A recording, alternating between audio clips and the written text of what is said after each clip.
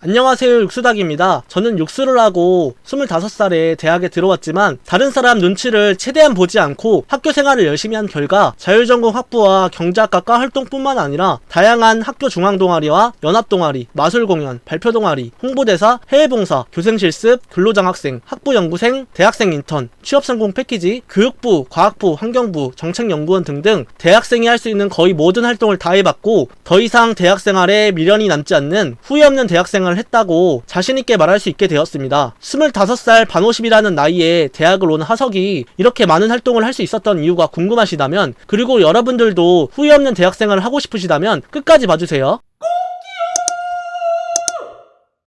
먼저 힘든 엔소 시절을 지나 대학교에 처음 들어온 새내기 여러분, 정말 축하드리고 고생 많으셨습니다. 해가 뜨기 전이 가장 어둡다는 말이 있듯이 코로나가 끝나고 여러분들의 대학생활에도 희망의 빛이 떠오를 거라고 생각합니다.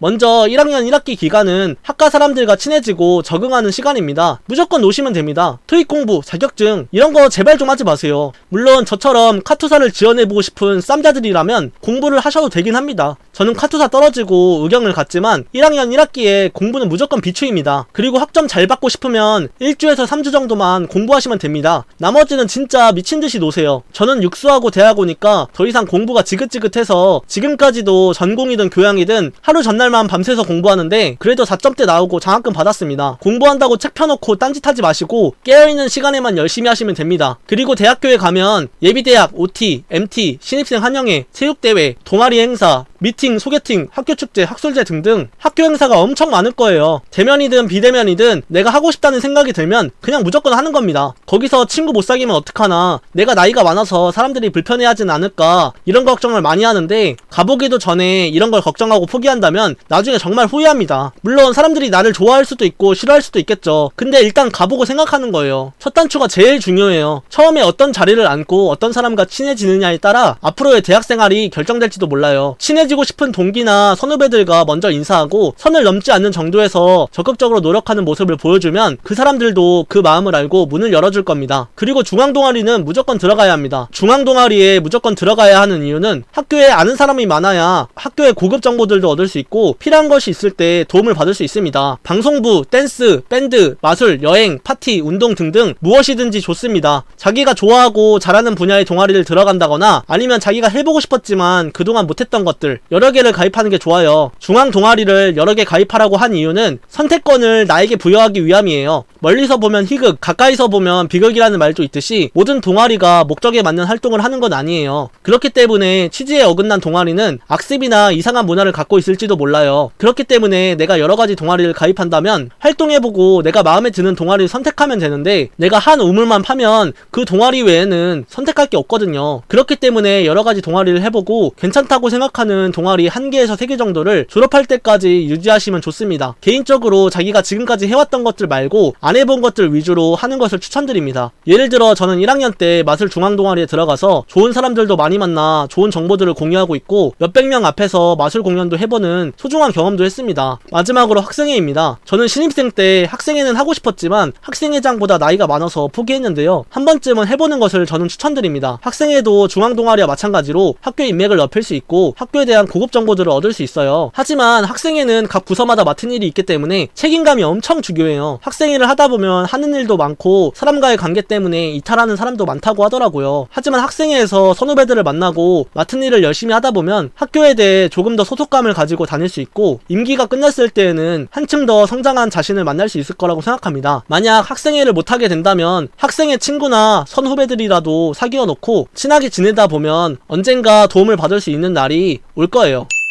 1학년 2학기에도 마찬가지예요. 공부보다는 학교 행사, 과활동, 중앙동아리, 학생회 등을 열심히 하면서 미친듯이 놀아야 돼요. 근데 학과 생활과 교내 중앙동아리 활동에 회의감이 들었다? 이런 분들은 연합동아리를 시작하시면 됩니다. 개인적인 생각으로 대외활동도 단계가 있는 것 같습니다. 학교에서 진행하는 과소 모임, 중앙동아리, 학생회 같은 경우에는 상대적으로 합격하기가 쉬운 1단계 활동이라고 가정하면 연합동아리는 2단계로 조금 더 합격하기 어려운 것 같습니다. 그리고 활동 비용이 전액 무료이거나 활동비나 서류 면제 등 등의 혜택을 주는 기업이 후원하는 대외 활동은 3단계로 경쟁률이 더 높기 때문에 처음부터 합격하기가 쉽지 않습니다. 물론 새내기 때부터 스펙도 좋고 말도 잘해서 높은 경쟁률을 뚫는 사람도 있지만 스펙도 없고 평범했던 저는 매번 불합격만 하다가 천천히 단계를 밟으며 저만의 스토리를 만들고 나서야 합격할 수 있었습니다. 연합 동아리는 학교 중앙 동아리 없었던 활동들이나 다른 대학, 다양한 학과의 친구들을 사귀고 싶을 때 하는 것을 추천드립니다. 저 같은 경우에는 1학년 2학기 때 처음 경험한 연합 동아리가 발표 동아리였는데요. 발표 동아리는 졸업하기 전까지 3개나 해봤을 정도로 정말 좋았습니다. 왜냐하면 발표 동아리는 일주일마다 새로운 주제에 대한 자신의 생각을 PPT를 활용하여 많은 사람들 앞에서 말하는 건데요. 이것을 꾸준히 하는 것은 쉽지 않습니다. 하지만 그것을 견뎌내고 수료를 하는 사람들은 성실하고 배울 점이 많은 좋은 사람들일 확률이 높습니다. 마지막으로 교회근로 장학생도 지원해보시는 것을 추천드립니다. 교내근로 장학생은 공강 시간에 맞춰 학교에서 일을 하는 건데요. 이것도 학교 고급 정보들을 얻을 수 있다는 장점이 있습니다. 자세한 내용은 제가 다른 영상에 올려놨으니 참고해보시면 좋을 것 같습니다. 이렇게 오늘은 새내기가 할 수 있는 대학 활동에 대해서 알아봤는데요. 다음 영상에서는 헛내기 3학년, 4학년 때에는 무엇을 하면 좋을지 다뤄보도록 하겠습니다. 감사합니다.